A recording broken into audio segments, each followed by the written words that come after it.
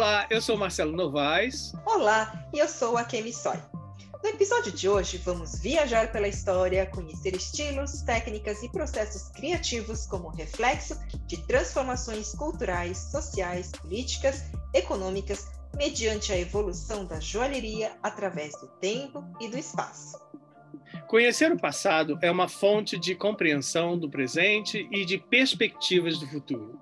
Compreender o legado da joalheria é aprofundar o olhar sobre a evolução da humanidade. Este aprendizado rico em detalhes serve de ponto de partida para o fascínio do homem pelas joias até os dias de hoje.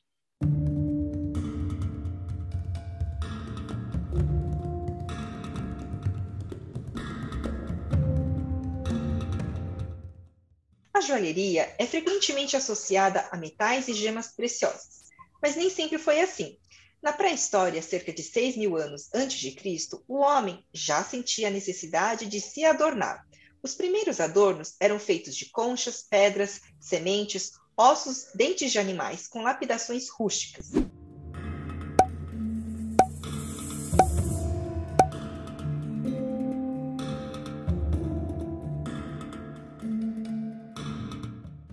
É interessante ressaltar que os adornos não tinham apenas a função decorativa, mas também eram usados como elementos de comunicação. Os adornos carregavam o poder de impressionar e transmitir mensagens. Em tempos onde os desafios eram vencer os perigos da vida, as joias eram símbolos de proteção, representação de mitos e de distinção das hierarquias na organização social. A parte do aspecto estético e da ornamentação corporal, as joias já refletiam a personalidade e o temperamento dos usuários.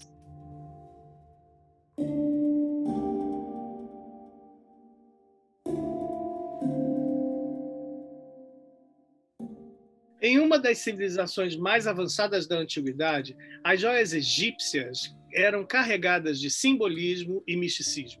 Com a representação de um dos deuses ligados ao sol e à criação divina, desenhos figurativos de animais como serpentes, escaravelhos e escorpiões podiam representar o perigo, a vida e a proteção. Pedras como o lápis-lazuli, a turquesa e a cornalina eram frequentes. Adeptos à policromia obtida através de pedras trituradas adotavam a pintura vitrificada sobre o ouro, um metal considerado sagrado e abundante na geografia da região. Peitorais, ornamentos de cabeça e pulseiras contrastavam com a simplicidade da indumentária do linho cultivado na beira do rio Nilo.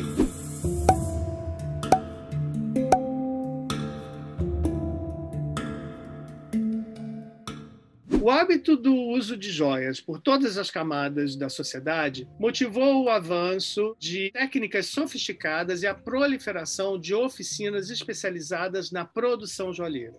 Os egípcios já acreditavam no simbolismo e na relação da cor da pedra com a personalidade humana. Muito do conhecimento sobre a produção joalheira egípcia chegou até nós graças às descobertas das tumbas funerárias. Acreditava-se que joias deveriam acompanhar os mortos até mesmo depois da sua morte.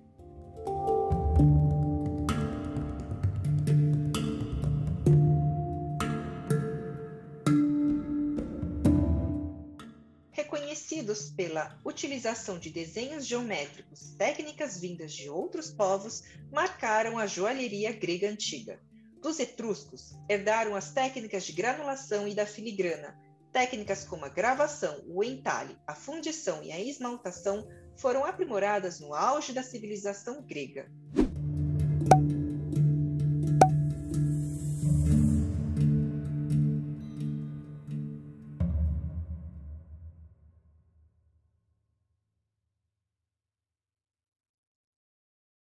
No Império Romano, um povo com especial interesse pela conquista de novos territórios, o ouro era usado como financiamento de campanhas de guerra. Quase todas as pedras usadas até hoje na joalheria foram descobertas durante o Império Romano.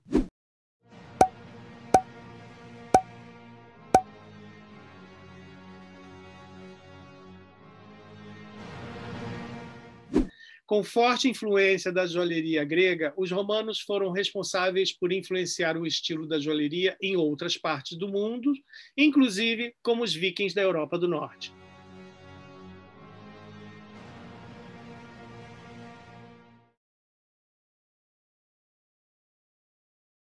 A partir do século VI, a joalheria da Idade Média conheceu forte influência da Igreja e do catolicismo. Crucifixos, relicários, escapulários com figuras santificadas eram frequentes. Nessa época, a joia cria uma forte distinção entre classes e status sociais distintos. Foram criadas leis para regulamentar o uso das joias. Nessa fase, surgem as primeiras associações de ourives, consolidando o artesão dedicado à joalheria, com destaque especial para o uso da técnica de esmaltação. As joias passam a ser usadas como acessórios de roupas, em cintos e broches que aliam função e estética.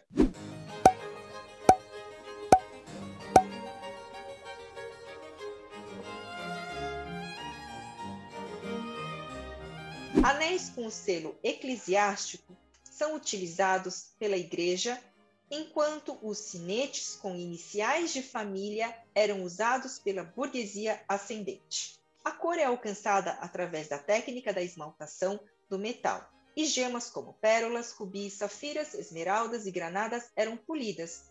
Nessa época, a joalheria celta se destacava pela originalidade de desenhos intricados e padrões repetitivos.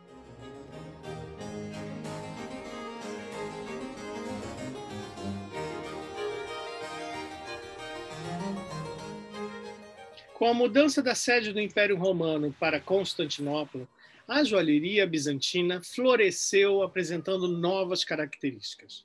Ao invés do metal maciço, era comum o trabalho mais leve, utilizando folhas de ouro. Com a proximidade do Oriente, é notável a proliferação de gemas e pedras de cor. Assim como no Oeste, mulheres exibem joias como símbolo de status e poder da família. O uso de pérolas e safiras, esmeraldas, decoravam temas religiosos frequentemente ornados por técnicas da filigrana e da granulação, evidenciando a fusão de influências ocidentais e orientais na joalheria.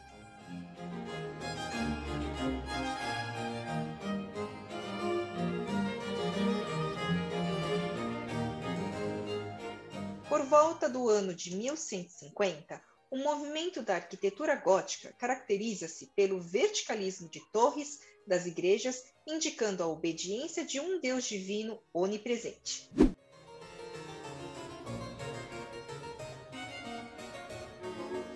A partir do século XIII, é possível perceber a influência da arquitetura na joalheria com formas angulosas, pontiagudas e elegantes.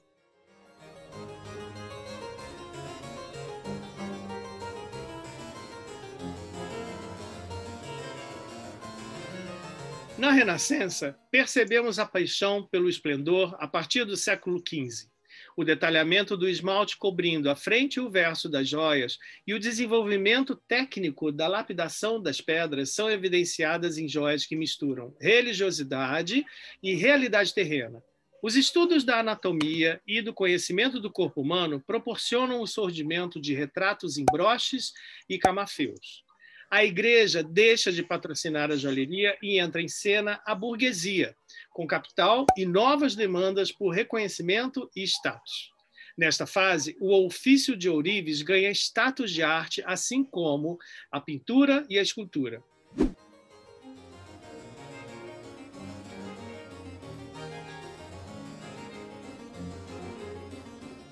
Com as navegações e as descobertas das novas terras, a Europa é inundada pelo ouro, a prata e pedras trazidas de longe.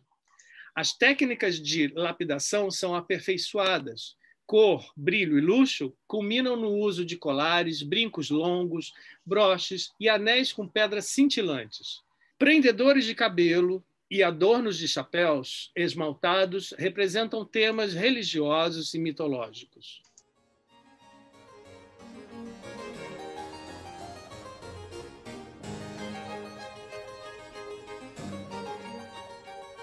Nas joias barrocas do século XVII, a emoção se contrapõe ao racionalismo do Renascimento. A França dita moda e as joias apresentam menor ligação com temas religiosos e os desenhos são inspirados em temas da natureza, como pássaros e flores. Houve uma grande evolução de técnica de lapidação, favorecendo o brilho das pedras à luz de candelabros. Com a distinção de peças concebidas para o uso do dia e outras mais impactantes para a noite, a joia ocupa definitivamente um espaço de elemento simbólico de riqueza e poder.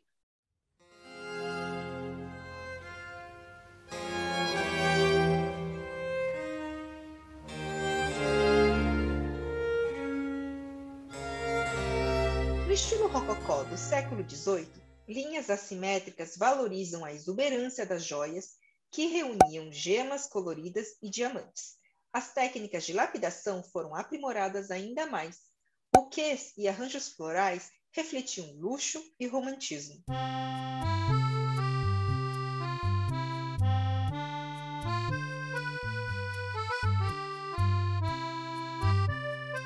A Revolução Francesa e a coroação de Napoleão Bonaparte em 1804 como imperador da França evidenciou o glamour da joalheria francesa do estilo neoclássico. A descoberta de grandes jazidas de diamantes na África do Sul coloca em alta os parures, jogos de tiaras, brincos, colares, broches, pulseiras e anéis com joias coordenadas com a mesma linguagem temática. Uma tendência clássica revisitada é o camafeu, exibindo entalhes delicados e perfeitos da anatomia humana. Nesta mesma época, surge a bijuteria, joias de pedras feitas de vidro colorido, frequentemente montadas na prata. Surge então a distinção do termo bijoutier, para o artesão que trabalha com materiais de menor valor, e joalhier, para aqueles que trabalham com materiais considerados nobres, uma prática que continua até os dias de hoje.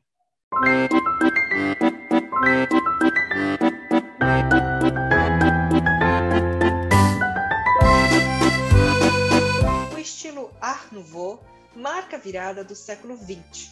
Os estudos de botânica e descobertas científicas acentuam a influência das joias com desenhos inspirados na natureza. Temas ligados à fauna e flora eram valorizados por técnicas elaboradas de esmaltação.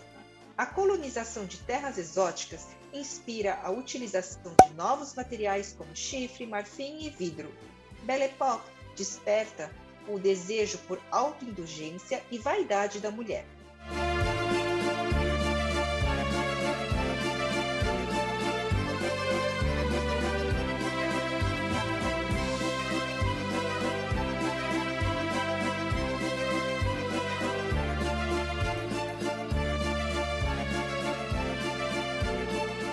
As joias tornam-se elementos relevantes neste cenário onde a cultura e o entretenimento fazem parte de grandes avanços nas artes decorativas.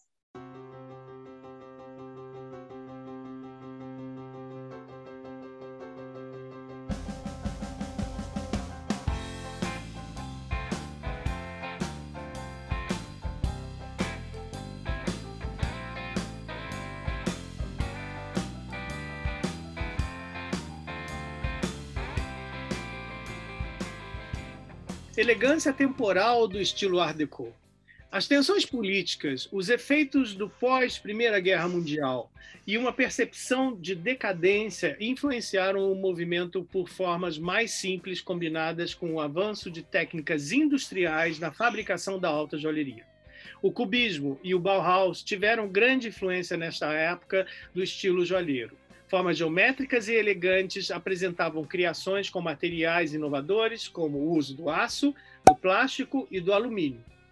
O ofício técnico se torna tão valorizado quanto os próprios materiais utilizados na joalheria.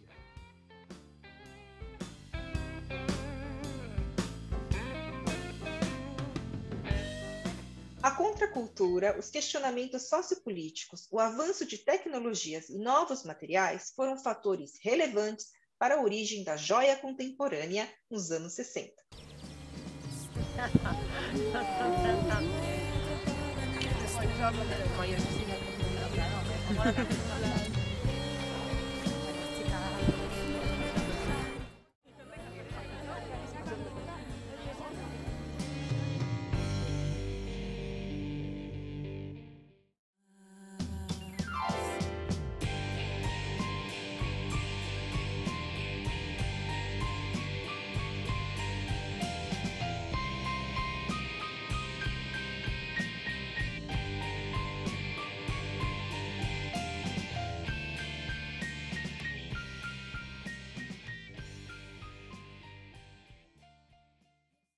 Mais importante do que o material em si, o conceito da joia como arte usável reflete questões que transcendem a raridade do material e dialogam com a expressão artística do criador autoral.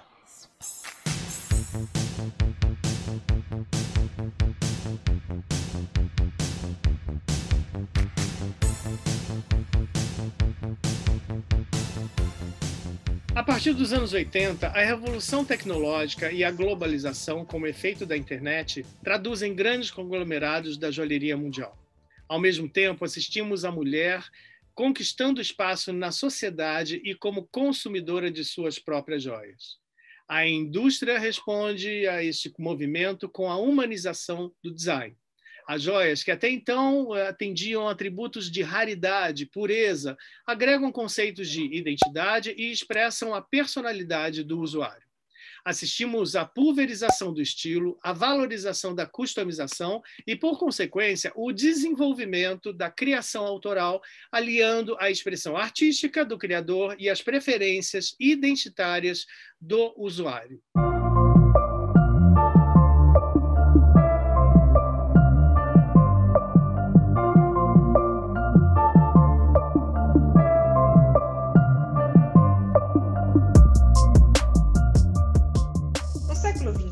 Num mundo cada vez mais conectado, com fortes influências da tecnologia, impactado pela comunicação online, observamos o avanço de uma joalheria mais aberta à experimentação, ao emprego de materiais sustentáveis, atenta às questões éticas, com destaque ao diálogo com o consumidor final. A construção do movimento da joia como uma plataforma de transformação positiva é um dos objetivos que o programa Joia, Diálogos da Joalheria, traz hoje para você.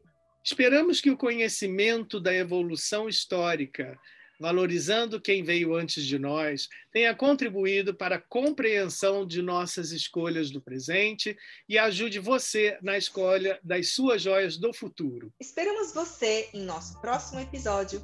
Até lá!